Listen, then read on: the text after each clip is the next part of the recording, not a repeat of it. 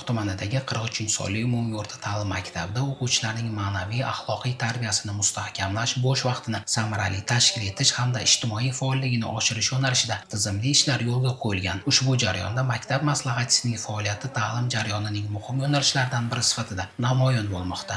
Bugungi kunda Kelajak markazi bilan hamkorlikda ikkita tarmoq to'garakimiz mavjud. Ulardan biri tasviriy san'at, keyingisi adabiyot to'garaklari o'z vaqtida olib borilmoqda. Bundan keyingi yillarda bu tarmoq to'garaklarining sonini 10 dan oshirmoqchimiz.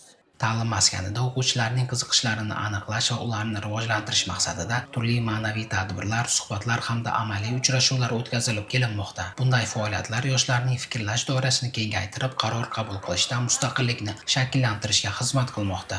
Yosh avlodni iqtidorini aniqlash maqsadida turli xil to'garaklar olib borilmoqda, jalb qilindi. Ya'ni bulardan biri Tug'ron teatri, iqtidor. Bular kelajagimizda, ya'ni o'quvchilarimiz yanada madaniy bilimga ega bo'lishga katta hissa qo'shmoqda. O'quvchilarimizni kasb-hunarga yo'naltirish maqsadida tumanimizdagi texnikumlarga ochiq eshiklar kuniga olib boryapmiz. O'quvchilarimiz u yerda o'qituvchilardan turli xil kasblar yo'nalishi bo'yicha ma'lumotlarga ega bo'lmoqda. Shu bilan birga o'quvchilarni to'garaklarga jalb etish orqali ularning iqtidorini aniqlash va yo'naltirish ishlari samarali yo'lga qo'yilgan. Natijada o'quvchilarning faolligi ortib, o'z qobiliyatlarini namoyon etish imkoniyatlari kengaymoqda.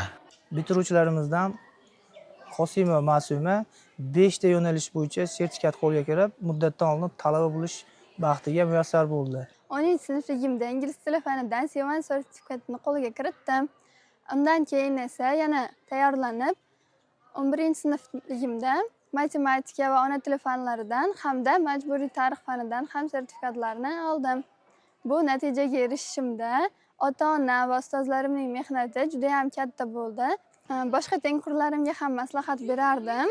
Hozirda o'z vaqtlaridan unumli foydalanishsa va o'qituvchilarni bergan maslahatlardagi ko'rsatgan yo'l yo'riqlariga amal qilishsa, bundan ham yaxshiroq natijalarga erishishardi. Bugungi kunda hammasi bo'lib 189 ballga erishdim va muddatdan oldin talaba bo'lish baxtiga muyassar bo'ldim.